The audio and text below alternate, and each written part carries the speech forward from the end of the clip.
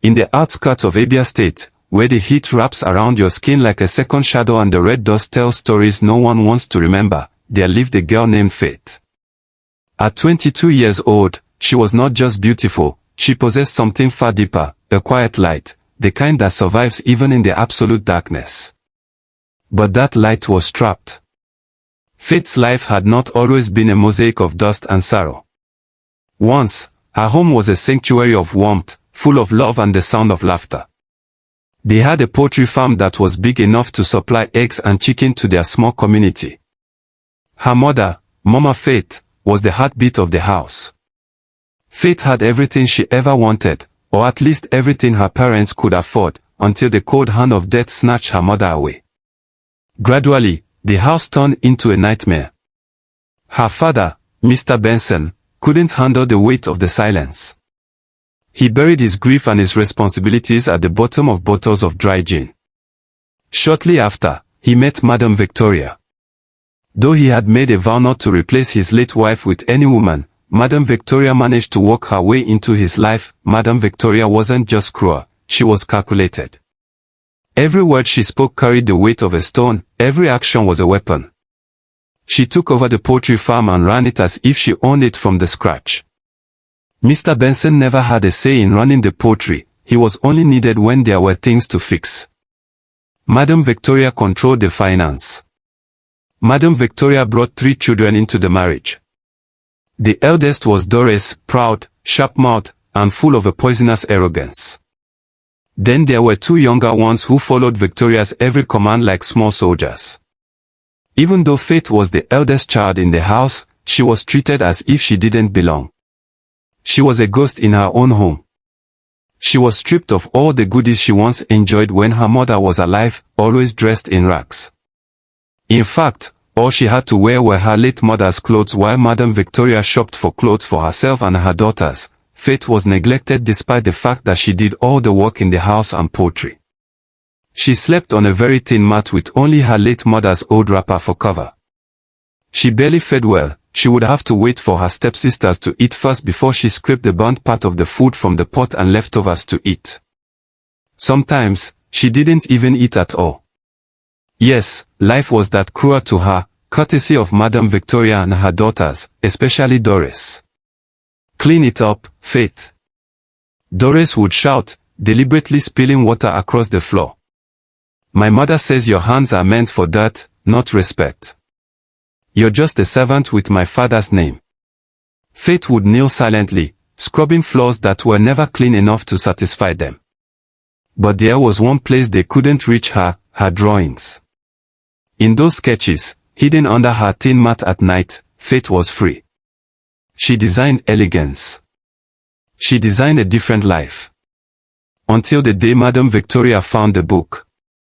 Without a single word of warning, Victoria threw the sketches into the cooking fire. Faith didn't scream, but something deep inside her soul finally broke. It was during this time of total despair that Ethan arrived. Ethan had taken over his late father's billion-dollar business empire. Having lived a posh life since he was born, he wanted a change of environment. He wanted to know what it feels like living life on the other side of the world, to take orders from people and see how people would treat him as a poor man, especially women who had taken so much advantage of his wealth and kindness. He didn't look like a savior. He had worn-out boots and calloused hands. He looked like a man whom life had tested and kept testing. He came to work for Mr. Benson as a common laborer in the poultry, doing the heavy lifting that Doris and the others left for Faith. But Ethan's eyes were different. They saw everything. He saw the way Madame Victoria looked at Faith with hatred. He saw the silence Faith carried like a shield. He saw the pain she never spoke about, instead, she always looked calm and cheerful. And yet, he said nothing. He simply worked. Out of pity, he helped Faith out with most of her chores, talking with her whenever he had an opportunity. Faith asked him about Lagos Island one day, the skyscrapers, the long bridge, the posh life, the big cars. She just wanted to know if they were real or just folk tales. Ethan smiled and told her that they were all real. She told Ethan about her passion for designing and making clothes and how she had so much wanted to go to Lagos Island and make clothes for the big people there. Ethan just gave her a word of encouragement. Keep your dream alive, my dear, one day God will see you through. Ethan noticed how poorly she fed. Sometimes he bought food from outside and sneaked it into her room for her to eat when everyone was asleep, and Faith would eat like she hadn't eaten before. They became friends. Faith found a companion in Ethan. Meanwhile, Mr. Benson looked at his daughter Faith with so much pity but could not do or say anything because of the fear of Madame Victoria. She had taken absolute control of Mr. Benson, just as the bottles of dry gin had. Even Doris never had a single shred of respect for him. She talked to him anyhow she wanted. That pained Faith's heart so much, but she too couldn't do or say anything. She knew her once vibrant father was no longer in control of himself. One night everything changed. Madame Victoria came up with an idea. Ethan's time working at the poultry was up and it was pay time. Desperation has a way of creating monsters, and that night, in a dim room lit by a rechargeable lamp, a decision was made and it was Madame Victoria in control as usual. Instead of paying Ethan his wages, she asked Mr. Benson to do the unthinkable. Ethan, Mr. Benson said, his voice shaking with the weight of his shame. I can't pay you for your work. I can't pay the men I owe in the village either, he lied. But take the girl. Take Faith. She is yours now. Consider your wages settled. Time stopped for Faith. She stood frozen in the doorway, waiting for someone to stop the madness. She looked at Ethan, searching his face for rejection, for anger, for a shred of humanity. But Ethan only looked at her and said two words, I accept. Just like that, her life was traded. She packed all she had in a small worn-out bag and followed him into the night, leaving behind the only home she knew, even though that home had never loved her. They headed to Lagos that night. What Faith found in Lagos was not what she expected. There was no mansion. No luxury. Ethan took her to a small, leaking shack in the heart of Ajegunle. It was a place where survival was the only language spoken, and the air smelled of salt and struggle. Ethan had arranged for it. At first, she was terrified for the first time since she met Ethan. She waited for the shouting to begin. She waited for him to treat her like property. But the pain never came. Ethan worked incredibly long hours at the docks, coming home exhausted and covered in oil, but he was never cruel. He didn't treat her like a slave, he treated her like a person. One evening, he brought home a heavy object wrapped in a dirty tarp. It was an old, manual sewing machine. I fixed the gears, he said simply. I know you miss your drawings. Use it. That was the moment the light began to return to Faith's eyes. No big speech was needed. He believed in her. Slowly, Faith began to breathe again. Her hands remembered what they were made for. Piece by piece, thread by thread, she began to rebuild herself. But still, Ethan kept his distance. There was no touch, no promises, and no talk of love. The question grew inside her, what am I to him? What Faith didn't know was that Ethan was watching more than just her sewing. He was watching her heart. He had been betrayed before by those who only loved his status, and he had to be sure that she was different. He set a test that would determine their future. One afternoon, as Faith walked to the market to buy cheap thread, a sleek black Mercedes-Benz car pulled up beside her. A well-dressed man stepped out, confidence dripping from every movement. He looked like the kings of Lagos Island. A woman like you shouldn't be walking in this mud, the man said, holding out a thick envelope of cash. Come with me. I give you a mansion in Lekki. I give you everything that laborer Ethan can't. Faith looked at the money, then she looked at the man. Without a second of hesitation, she walked away. But it didn't stop there. The man returned the next day, and the day after that. He offered her cars. He offered her an escape from the leaking roof of Ajegunle. Each time, Faith fled back home. One evening, shaking and crying, she burst into the shack and grabbed Ethan's arm. "Ethan, we have to go. A rich man keeps trying to take me away. I don't want his gold. I don't want his luxury. I just want peace. I just want to stay here, with you."